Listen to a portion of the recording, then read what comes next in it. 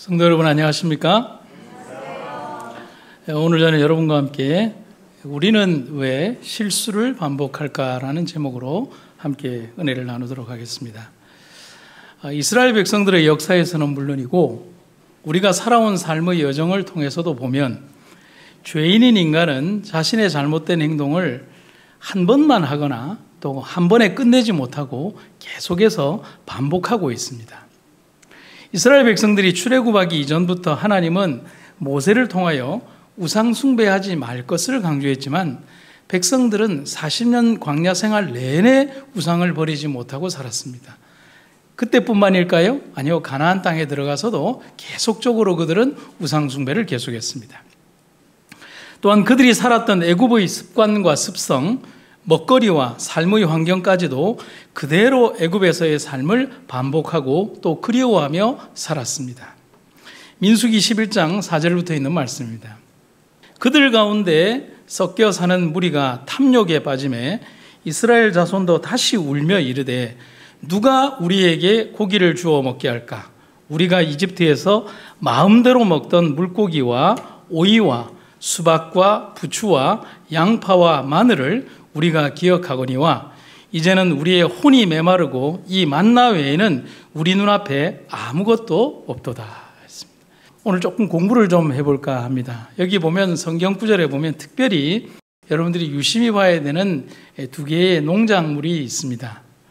양파와 마늘입니다. 특별히 이스라엘 백성들이 왜 광야에서 특별히 섞인 무리들이 선동을 해서 양파와 마늘을 달라고 했을까를 조금 생각해 봐야 됩니다. 근데 우리는 여기에서 이 양파와 마늘이 단순한 음식일 수도 있겠지만은 이 음식들이 가지는 의미가 조금 남다르다는 겁니다. 먼저 이 양파와 마늘은 이집트에서 필수 불가결한 음식이자 음식이면서도 숭배의 대상이었습니다. 특별히 거친 노동을 하는 노동자들이나 또 피라미드 공사를 하는 이스라엘 백성들에게 있어서 이 노동자들이 매일매일 양파와 마늘을 지급받았는데 그래서 피라미드의 그 기록에 보면 노동자들이 양파를 지급받지 않으면 파업을 했다는 기록이 있을 정도로 중요한 강장 음식이기도 했습니다. 그런데 그보다도 상징적인 의미를 보면 마늘에 대해서 먼저 살펴보면 마늘은 원산지가 이집트입니다. 문제는 마늘이 힘과 지구력을 주는 것은 물론이고 악으로부터 자신을 보호해주는 힘을 지녔다고 믿었기 때문에 신으로 높임을 받았습니다. 그래서 서양의 그 영화나 설화에 보면 드라큘라나 피를 뽑는 흡혈귀들을 이제 상대하는 음식으로 마늘이 등장하는 것은 이교의 신앙에서 아주 무관한 얘기가 아니라 이교의 신앙을 바탕으로 해서 나왔다는 사실을 볼 수가 있습니다. 그래서 귀족들은 물론 평민들도 사람이 죽으면 점토로라도 마늘을 만들어서 부장품으로 그 안에 넣기도 했습니다. 그래서 특히 어린 나이에 죽은 투탕카멘이라고 하는 미라 안에 보면 무덤에는 진짜 마늘이 부장품으로 들어가 있었습니다. 그리고 양파는 어떤 의미를 가지느냐? 여러분 양파는 까도 계속 나옵니까? 그런 의미에서 양파는 어떤 강장 음식이거나 사람들에게 피로를 회복하는 음식이기도 하지만은 이집트 사람에게 있어서는 영원 불멸을 상징하는 음식이 양파였습니다. 그래서 파라오 주변에 양파를 함께 묻었고 양파 문양을 각인을 냈고 마늘과 양파를 함께 미라와 함께 묻었다는 겁니다. 즉 이러한 과정들을 통해서 보면 이스라엘 백성들이 선동꾼들, 여기에 보면 섞인 무리들에 의해서 특별히 요구된 양파와 마늘은 단순히 음식만을 요구한 행동이 아니라는 것을 우리가 알 수가 있다는 겁니다. 이방인이라 칭하는 섞인 무리들의 선동과 그 선동에 감염된 이스라엘 백성들은 자신들이 요구하는 것이 담긴 진짜 의미를 모른 채 음식에 대한 불평만을 하고 있다라고 생각하고 있을지도 모른다는 겁니다. 그처럼 백성들은 40년 내내 요단강을 건너서 약속의 땅에 가서도 끊임없이 동일한 범죄들을 반복하며 살고 있고 지금도 우리들 역시 애굽의 정신에 물들어서 반복한다는 겁니다. 우리들 가운데에도 보면 지나온 수십 년 동안 우리는 나무젓가락을 와라바시라고 하고 살았고요. 스레빠라고 하고 살았고요. 바케스라고 했습니다. 도시락보다는 벤또가 더 편한 시절이 있었습니다. 그뿐일까요? 기독교인들이 쓰는 표현에도 보면 이판사판이라는 말도 썼고요. 이판사판은 불교 용어죠. 그리고 우리가 장례에 가서 이렇게 부의했을 때 명복을 빕니다라는 구절도 마찬가지입니다. 우리들이 아무런 의미 없이 교회 예배당 안에서 꽹과리를 치고 있는데 그 꽹과리는 무소금하게 사용하는 것으로서 강신할 때 쓰는 음악 도구라고 하는 사실을 모른 채 의미 없이 우리는 쓰고 있는 경우들을 보게 되는 겁니다. 우리들이 감염되어 있는 많은 어떤 사상들, 그 근본적인 원료들을 보면 얼마나 많은 것들에 있어서 우리가 무감각하게 쓰고 있는지를 생각해 봐야 되는 겁니다. 그래서 증언의 기별을 보면 참 재미있는 구절이 이렇게 등장을 합니다. 배양된 죄는, 참 표현이 의미가 있죠. 어떤 죄라고요? 배양이라는 게 뭐예요? 키운다는 것입니다. 어디에서요? 실험실에서. 그 균이 성장할 수 있도록 누가 보호해 주는 거예요? 그 글라스가 보호해 준다는 거죠. 배양된 죄는 습관이 된다. 반복에 의하여 강화된 죄는 곧 지배적인 영향을 발휘하여 모든 다른 고상한 능력을 복종케 만든다. 발람은 불의의 삭스를 사랑하였다. 하나님께서 우상숭배와 같은 서해를 둔 탐심의 죄를 그는 저항하지도 않았고 이기지도 못했다. 사단은 이 한 결점을 통하여 그를 완전히 지배할 수 있게 되었고 그의 품성을 망치고 기회주의자가 되게 하였다. 그는 하나님을 그의 주라고 불렀지만 하나님을 섬기지도 하나님의 사업을 행하지도 않았다. 정신을 서서히 감염시키려는 사단의 의도와 방법을 우리는 분명히 알아야 합니다. 그래서 1888년 역사에 대한 재조명이라고 하는 우리 교단의 책에 보면 아주 의미심장한 한 구절의 문장이 이렇게 등장을 합니다. 같이 한번 읽어볼까요? 시작. 원수는 우리에게 단지 그들의 결점을 반복하게 할 것이다. 우리가 오늘날 존재하는 아주 평범한 행동들에 죄가 반복되고 있음을 기억해야 합니다. 또한 그것은 아주 자연스럽게 우리 삶에 상주하고 있고 친근한 모습으로 때로는 반복된 습관으로 아울러 떨쳐버릴 수 없는 기홍과 문화로 우리 속에 존재하고 있습니다. 그래서 한 20년 전에 나왔던 책 제목 가운데 보면 이런 책의 제목이 있습니다. 사단은 마침내 대중문화를 선택했다. 왜 대중문화를 선택했을까요? 사람들에게 가장 가까이 친근한 모습으로 우리들의 곁에서 아침이면 아침, 점심이면 점심, 저녁이면 저녁, 그리고 어떤 상태든지 우리들이 아주 편하게 접근할 수 있는 것이 그렇다는 사실이죠. 어떤 장로교회 목사님이 새벽 기도를 하는데 한 집사님이 너무 구슬프게 울더라는 겁니다. 그런데 새벽 기도 마치고 그냥 개인 기도를 하고 이렇게 가야 하는데 너무 슬프게 울어서 이 목사님이 가지를 못하고 그 집사님의 기도를 들었는데 그 기도의 내용이 이거더라는 거예요. 제발 죽지 않게 해주세요. 제발 살려주세요. 우리 사랑하는 누구누구 제발 살려주세요 하면서 눈물을 뚝뚝 흘리면서 울더라는 거예요. 목사님이 그 기도를 들으면서 뒤에서 앉아있다가 같이 울었다는 거예요. 그래서 이 집사님을 위해서 내가 특별히 안수기도라도 해드려야 되겠다라고 그렇게 생각을 하고 끝나고 난 다음에 집사님은 가족 중에 누가 아프십니까? 라고 하니까 그 집사님이 눈물을 뚝뚝뚝뚝 흘리면서 뭐라고 얘기를 하냐면 우리 영서가 죽지 않게 해주세요 라고. 그때 드라마에 나왔던 여주인공이 암으로 죽는다고 이제 그 드라마의 여주인공이 죽지 않게 해달라고 그렇게 울더라는 겁니다. 여러분 우리가 쉽게 이렇게 이야기하고 있지만 여러분 우리가 드라마에 등장하는 어떤 그런 일들 때문에 여러분들도 웃고 울었던 적이 한 번 이상씩은 있을 겁니다. 때로는 분노하기도 하고 말입니다. 우리 속에 너무 평범하게 자리한 죄의 모습들을 알아볼 수 있는 영적 신미안을 뜨는 우리들이 되어야 합니다. 영감의 기별에 나타난 경고의 기별을 한번 읽어보겠습니다. 오늘날 인기 있는 많은 출판물들은 젊은이들에게 악을 교육시켜주고 그들을 멸망의 길로 이끌어가는 선정적인 이야기들로 가득 차 있다. 순진한 어린이들이 세월이 지나감에 따라 악의 지식에 익숙해진다. 그들은 그들이 읽는 이야기에 자극을 받는다. 그들은 책에 묘사된 행동을 상상 중에 실천해보고 마침내 그들은 죄를 짓고 벌을 피할 수 있는지 실천해보고 싶은 욕망을 일으키기까지 된다. 오늘날 많은 청소년들의 범죄가 유튜브나 IPTV에서 나오는 어떤 그런 사실들을 보고 모방으로 저질렀다는 사실은 우리가 이미 잘 알고 있는 사실이라는 겁니다. 여러분, 오늘날 사람들은 죄와 악에 익숙해지는 시대에 살고 있다는 사실인 겁니다. 그래서 우리는 우리의 오늘 하는 우리의 실수들, 우리의 반복된 범죄들이 왜 끊어지지 않고 계속 이어지는가에 대해서 짧게 생각을 해보자 하는 것입니다. 첫 번째, 우리가 실수를 반복하는 첫 번째 이유는 너무 그 일에 익숙해져 있기 때문에 그렇다는 겁니다. 여러분, 의자만 봐도 여러분이 익숙하십니까? 앉아 들어가면 나오기 싫지 않습니까? 18세기 미국 회중교회의 저명한 목사님이신 나다니엘 에몬스라고 하는 목사님이 이런 얘기를 했어요.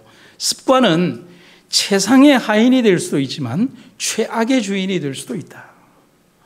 정말 공감이 가는 말입니다.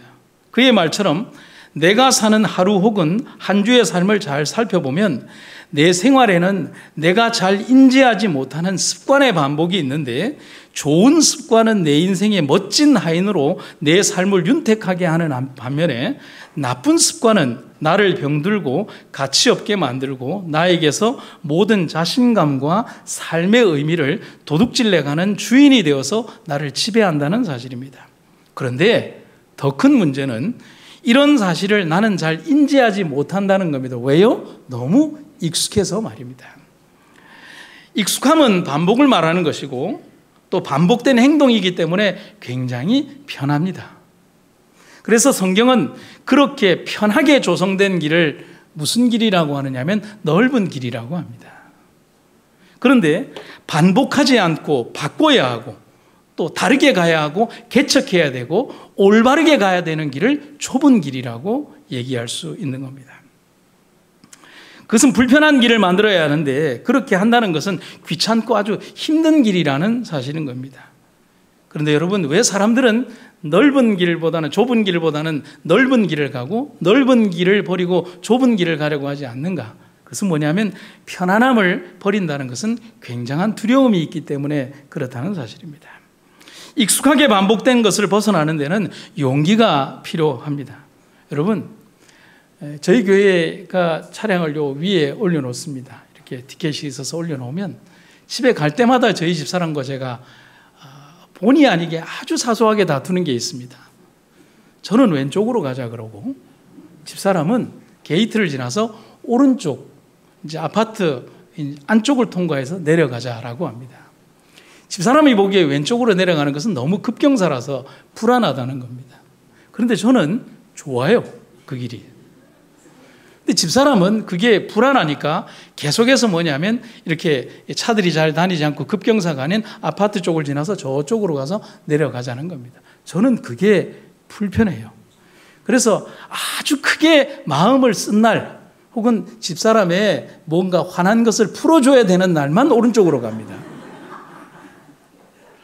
여러분, 이게 뭘 말하냐면 익숙하게 반복된 길이 저는 편한 거죠. 그래서 항상 왼쪽으로 가는 것이 너무 편하다는 사실이죠. 여러분들의 삶을 보면요, 새벽기도 오실 때 어떻게 걸어오십니까? 항상 오던 루틴을 따라오시겠죠? 교회를 오실 때 어떻게 옵니까? 교회 오는 패턴을 따라옵니다. 여러분, 저는 설교 올라오기 전에 꼭 화장실을 가야 합니다. 2번을 가야 합니다. 긴장해서 그래요. 혹시 한 번을 빼뜨리면 무슨 일이 날 것 같은 이상한 두려움이 있어요. 여러분, 야구 경기를 보면 야구 경기장에서 이렇게 뱃을 치려고 하는 이 타자들의 루틴이라는 게 있습니다. 골프 선수들도 마찬가지고요. 아주 요란한 루틴을 통해서 자기의 반복된 행동을 해야만 정상적으로 칠 수 있다고 생각하는 거예요. 익숙함이라는 것이죠. 담배를 피는 사람들이 담배를 끊지 못하는 이유는 담배 필 때 니코틴이 주는 그 느낌을 잊지 못하기 때문에 그렇다는 거예요. 마약이 그렇고 술이 그렇습니다. 그리고 잘못된 행동이 그렇습니다. 그래서 바울은 뭐라고 얘기를 하냐면 예전의 타락한 생활 방식, 곧 육체의 허망한 욕망에 따라 살아가는 썩어 없어질 옛사람을 벗어버리라고 호소하는 것입니다. 여러분, 뭐가 그렇다고요? 죄가 그렇다는 거예요. 죄는 평상시 내가 하는 행동입니다. 여러분, 내가 대단히 뭔가를 하는 게 아니에요. 죄의 행동은 평상시에 내가 하는 행동이고 노력하지 않아도 되는 삶의 패턴 속에 내 죄가 있습니다. 하나님께서 가인의 범죄 이전에 하신 말씀 속에 의미가 담겨 있습니다. 아벨의 제물은 하나님이 받으시는데 가인의 제물은 받지 않았습니다. 그러자 가인이 마음속에 분노를 품게 되었습니다.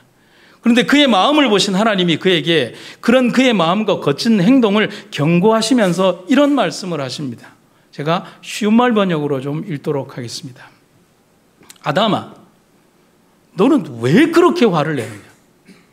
어째서 내 얼굴빛이 달라졌느냐? 그래, 노란색으로 뭐라고 돼 있어요? 네 행실이 바르다면 왜 받아들이지 않았겠느냐?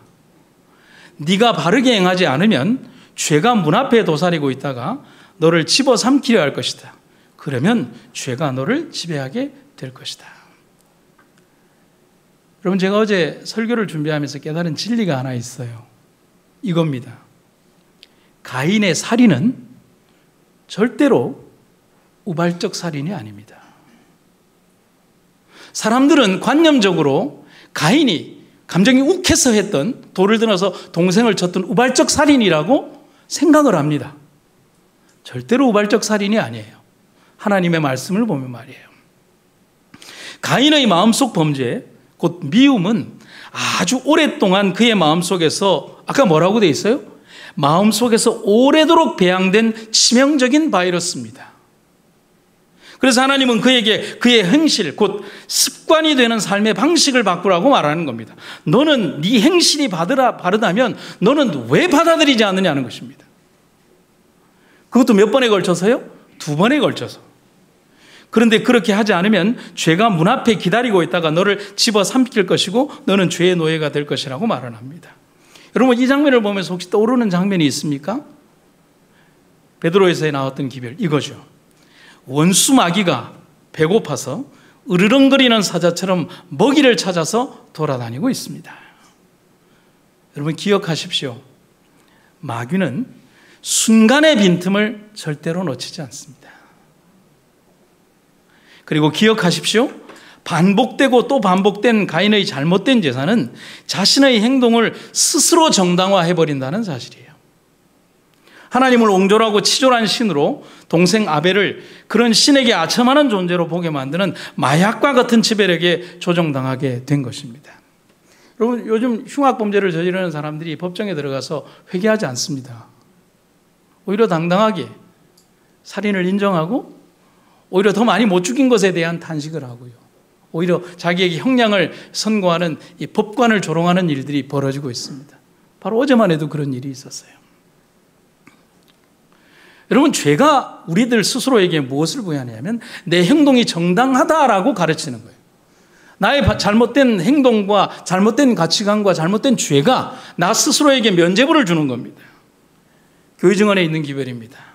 그대들은 경고를 받을 필요가 있다. 죄가 우리들 가운데 있는데 그것이 크게 죄된 것으로 보이지 않는다. 많은 사람들의 오관들은 욕망의 탐식과 그 다음에 뭐예요? 죄에 익숙해짐으로 인하여 무감각해진다. 여러분, 무서운 거예요.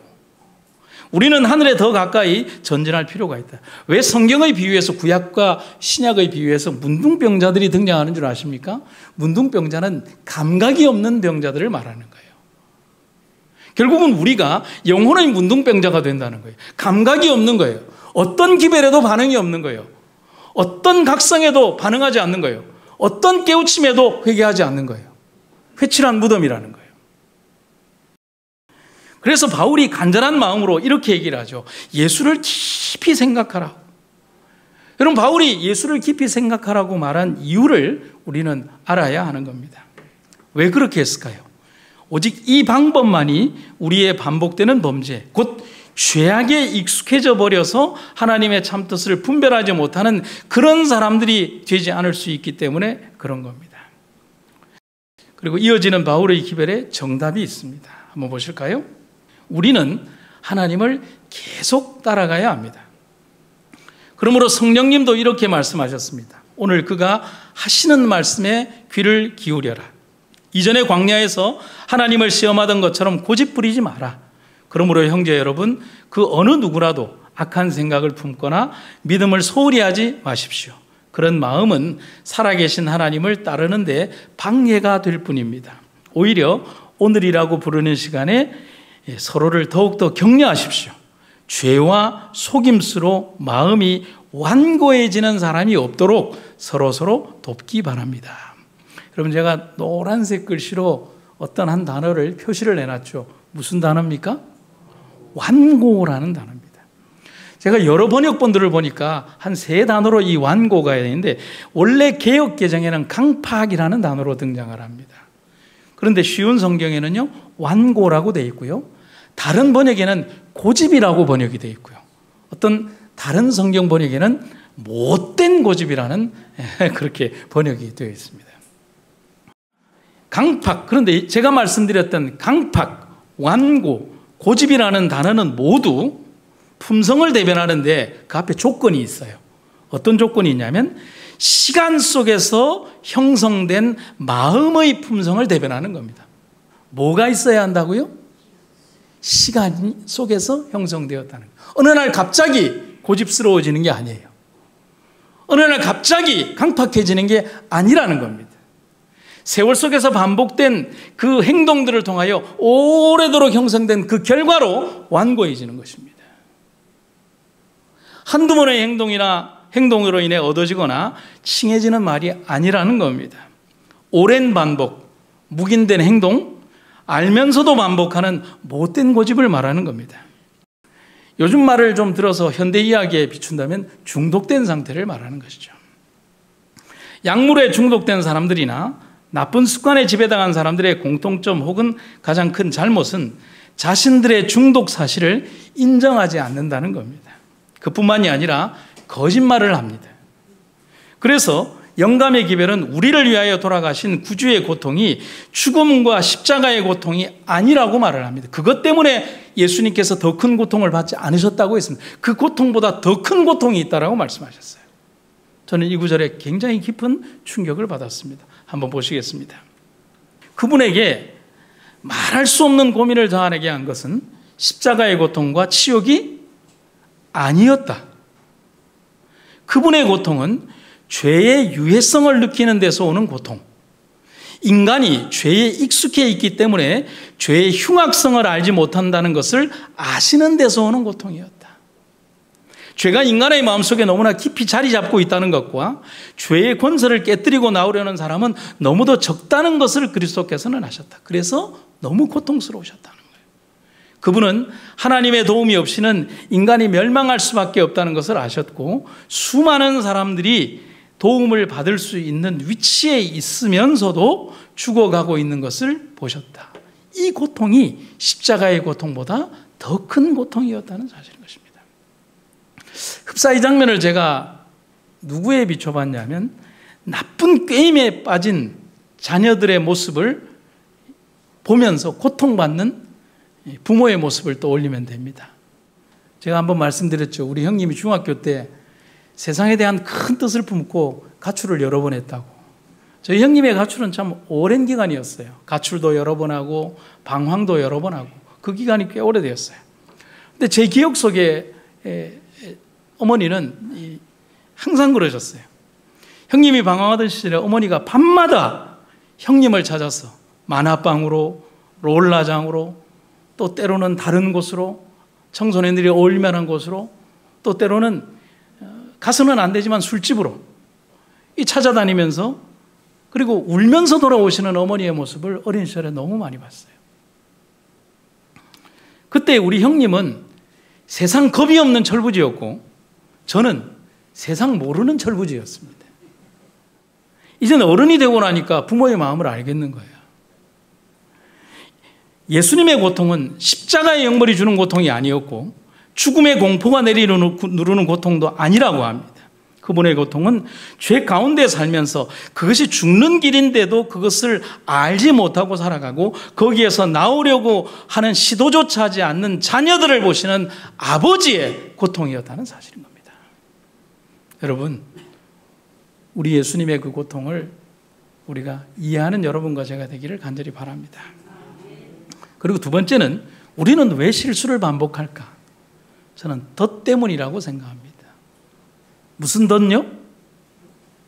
마귀가 우리를 유혹하려고 서놓은 덫 때문에 우리는 우리의 죄를 반복한다는 겁니다.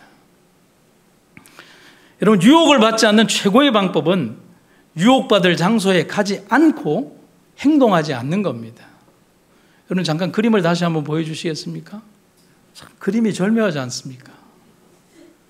덫이 있고요.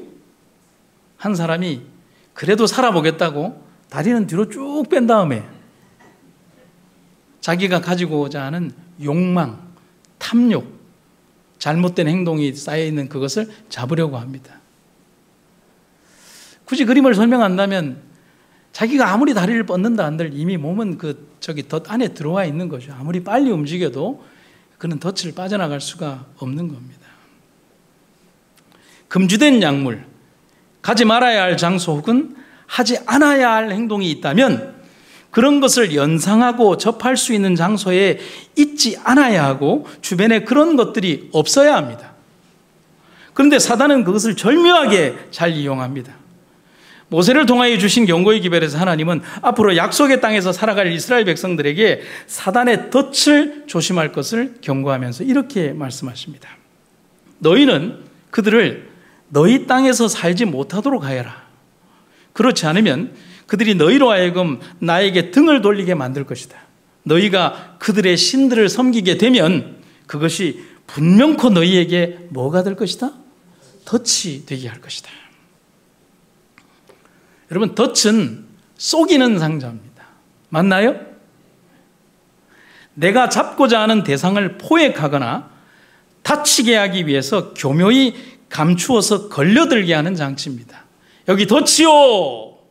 라고 하는 게 아니라 덫이 있는지 없는지 숨겨놓는 장치죠.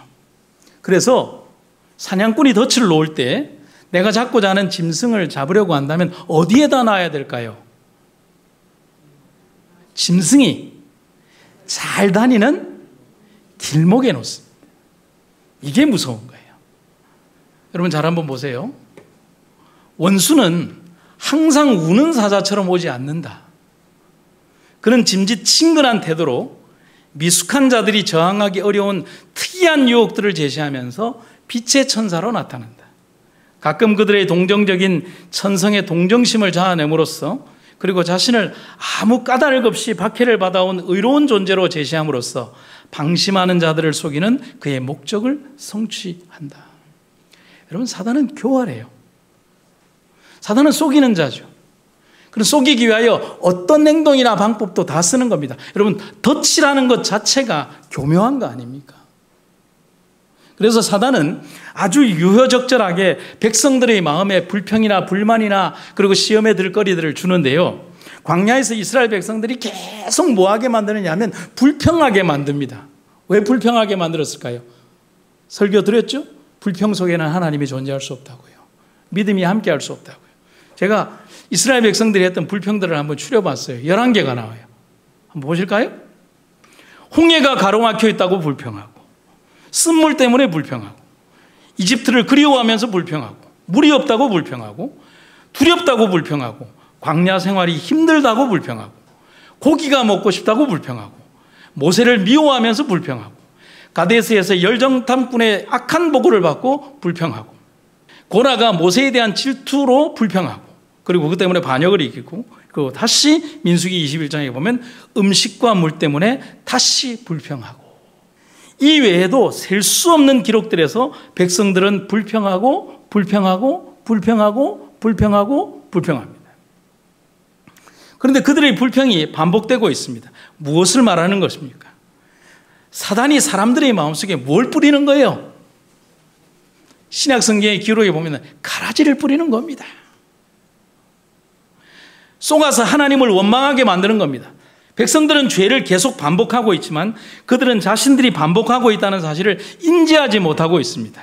사단은 머리가 참 좋습니다. 방법도 뛰어납니다. 연구도 많이 합니다. 사단은 성실합니다. 쉬지도 않습니다. 사단은 먹지도 않아요. 사단은 돈도 안 받아요. 얼마나 성실한 일꾼들인지 몰라요. 우리만 멍청하지. 그리고 또 한 가지는요, 사단은 기가 막힌 타이밍에 유혹을 착각하게 만듭니다. 우리가 드린 기도에 대한 응답이라고 생각하게 만듭니다. 덫이죠.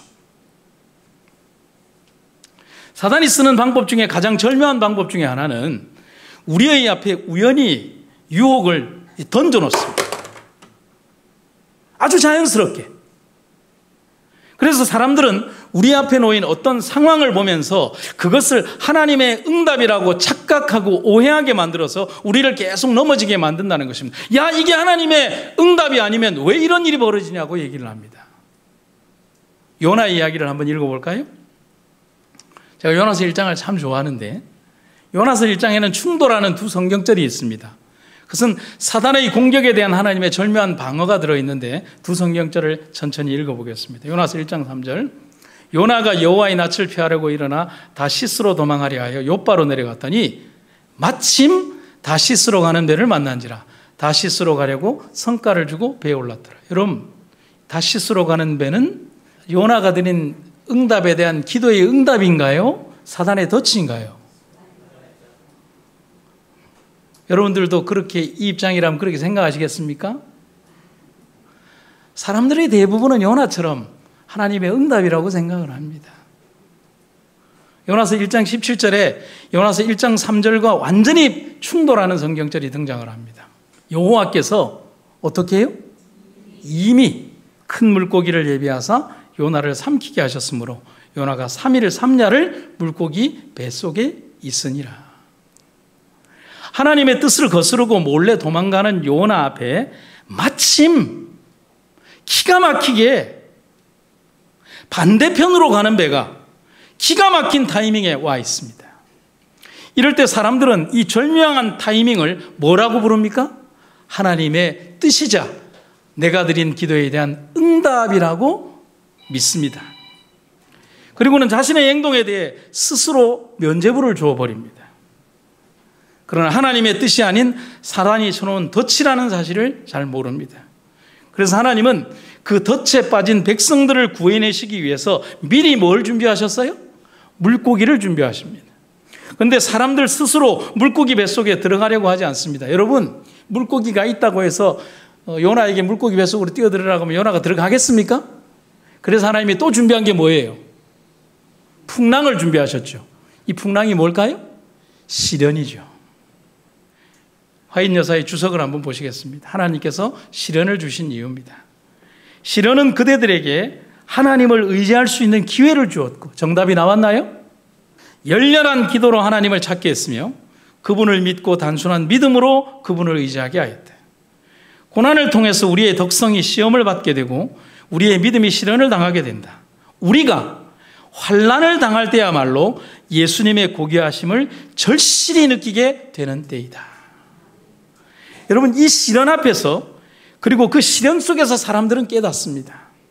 내가 믿고 싶었던 그 길이 하나님의 뜻이 아니었음을 그제서야 아는 거예요. 내가 가고 싶지 않았던 그 길이 하나님의 길이었다는 사실을 그제서야 아는 거예요. 내가 편하게 선택했던 그 일이 하나님께서 원하신 길이 아니라는 사실을 그제서야 아는 겁니다.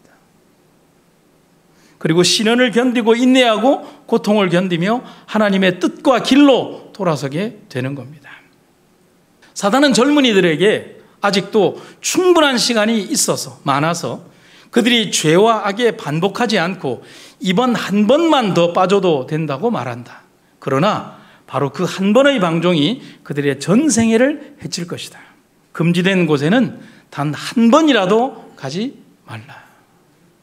사랑하는 성도 여러분, 유혹은 너무 강하고 절묘한데 우리는 어떻게 이길 수 있겠습니까? 사단이 우리의 인생에 놓아놓았던 수없이 많은 덫과 유혹들, 숨겨진 장치들에 대해서 우리가 어떻게 이길 수 있겠습니까? 여러분, 이길 자신이 있어요?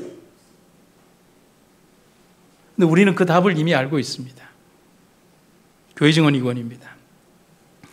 사단은 울부짖는 사자와 같이 먹이를 찾고 있다. 그는 조심 없는 모든 젊은이들에게 그의 계교를 부린다. 그리스도 안에만 안전이 있다. 그분의 은혜로만 사단을 성공적으로 물리칠 수 있다. 여러분, 이 설교 단상을 통해서 어떤 다른 대답을 듣기를 원하셨습니까? 획기적인 방법이 있는 믿음으로 이기는 믿음의 정석 1, 2, 3를 여러분 돈으로 사기를 원하십니까? 아니죠. 여러분 신앙생활의 가장 정도의 길을 통해서 주님과 함께 그 길을 걸어가는 여러분과 제가 되기를 간절히 바랍니다. 17세기 북아메리카에는 체로키족이라고 하는 인디언 원주민들이 있었습니다. 그들은 백인 문화를 아주 일찍부터 수용을 했고, 그리고 북아메리카에서는 유일하게 고유 문자를 가진 인디언 원주민들이었고 아주 일찍부터 대학을 세웠던 원주민족입니다. 물론 그들의 역사가 행복하지만은 않았어요. 그런데 그 지혜로운 체로키족에게 떠내려오는 두 늑대의 이야기라고 하는 이야기가 있습니다. 이 이야기는 할아버지와 손자의 이야기로 등장하는 내용인데 이런 겁니다. 할아버지가 어느 날 손자에게 이렇게 말을 합니다. 얘야, 우리 마음속에는 두 마리의 늑대가 산단다. 근데 이 둘은 항상 싸우지.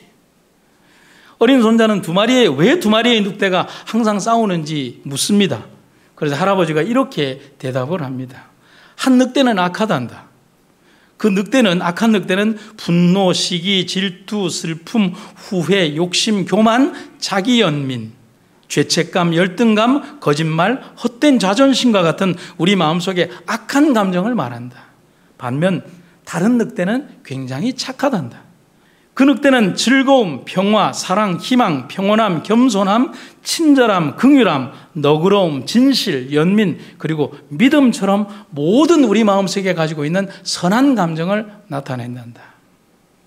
그리고는 손자에게 이렇게 묻습니다. 얘야, 너는 이 두 마리 늑대 가운데 어떤 늑대가 이겼으면 좋겠니? 그 질문에 손자가 대답을 하죠. 예, 할아버지, 저는 착한 늑대가 이겼으면 좋겠어요. 여러분들도 그런가요? 당연히 그렇겠죠. 그래서 할아버지는 이렇게 의미심장한 대답을 합니다. 그렇지, 우리 대부분은 착한 늑대가 이겼으면 좋겠다고 생각하지. 하지만 진짜 이기는 늑대는 따로 있어. 그래서 손자가 귀를 쫑긋이며 이렇게 질문을 합니다. 어떤 늑대가 있는데요? 할아버지가 답을 합니다. 그건 네가 먹이를 주는 늑대가 이기는 거야. 여러분, 제가 과일을 하나 보여드리겠습니다. 저도 한번 전사를 따라 해볼까요? 피치! 네. 갑자기 저희가 휴가를 가서 저희 시골집에서, 처갓집에서 나온 복숭아입니다. 이게 한 700g이 넘는 거로 알고 있는데 우리 장인이 사위 주려고 제일 큰 걸 저한테 주셨어요. 어떻게 만들어졌을까요? 더운 여름날 수개월 동안 물을 주고 거름을 주고 자풀을 깎고 봉투를 씌우고 약을 치고 잎을 적당히 따주고, 여러분 적당히 따준다는 표현을 알아야 돼요. 저는 잎을 따다가 장인한테 쫓겨났어요. 잎을 다 따버려가지고 잎을 적당히 따주고 비와 바람을 지탱하도록 돌봐주고, 그래서 지난 태풍 속에서 살아남아서 이렇게 결실되어 가지고 온 복숭아입니다. 여러분, 결실은 거저 주어지지 않습니다. 태풍이 오거나 비가 많이 올 때 저희가 걱정이 되어서 처가에 전화를 하면 저희 장인이 전화를 받지 않습니다. 어머니가 받아서 대답을 하십니다. 그럼 대답의 99%는 이것입니다. 아버지는 논둑을 보러 갔다는 겁니다. 행여나 많은 물에 논둑이 터질까 삽을 들고 비를 맞으면서 80 중반의 할아버지가 논둑을 보러 그 어두운 밤에 나가는 겁니다. 여러분, 결실은 거저 이루어지지 않습니다. 먹이를 준 늑대가 승자가 되듯이 땀과 노력과 눈물이 반복되지 않은 열매는 없습니다. 여러분, 복숭아 하나를 얻기 위해서 그런 노력을 합니다. 영생이라는 열매를 위해서 우리는 어떤 노력을 해야 할까요? 삶에서 이 공식을 모르는 사람이 있습니까? 또한 여기 지금까지 이 안에서 살아오신 여러분들 가운데 적어도 인생을 그렇게 살아오지 않으셨습니까? 하지만 우리 내면 속에는요, 그렇게 살아왔음에도 불구하고 신앙을 너무 가볍게 생각하는 사상들이 우리를 지배하고 있습니다. 가벼운 산행처럼 편하게 다녀올 수 있고 때로는 포기해도 되는 그런 가을 철날의 단풍놀이로 생각해서는 안 됩니다. 비가 와도 바람이 불어도 태풍이 몰아쳐도 가꾸고 다듬고 지켜줘야 결실하듯이 우리 신앙의 나무도 그렇게 해야만 결실을 맺습니다. 피곤하다고요? 힘들다고요? 어렵다고요? 내가 돌보지 않으면 내 신앙의 나무는 결코 자라거나 열매 맺지 않습니다. 아무리 무서운 태풍이 불어도 성실한 농부가 있으면 나무는 열매로 보답합니다. 하나님의 농원에 부르심받은 우리들 역시 그런 농부들이 되어야 되지 않겠습니까? 말씀을 마치겠습니다. 하나님 아버지, 우리가 살아가는 삶의 여정 속에 항상 존재하는 사단의 덫으로부터 우리를 주님의 편에 묶을 수 있도록 우리의 삶을 인도하여 주시옵소서.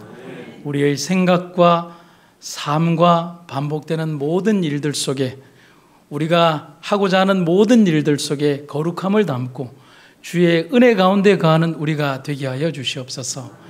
우리의 의지의 영역 속에 있는 것은 물론이요, 우리가 무의식의 영역에 있는 꿈의 영역에서까지 우리가 시험당하지 않도록, 아니 그 시험을 이겨나갈 수 있도록 주께서 우리의 인도자 되어 주시옵소서. 주님의 은혜와 사랑이 언제나 우리의 이 삶을 이끌어 주시고 또 도우시기를 간절히 구하며 예수님의 이름으로 기도드립니다.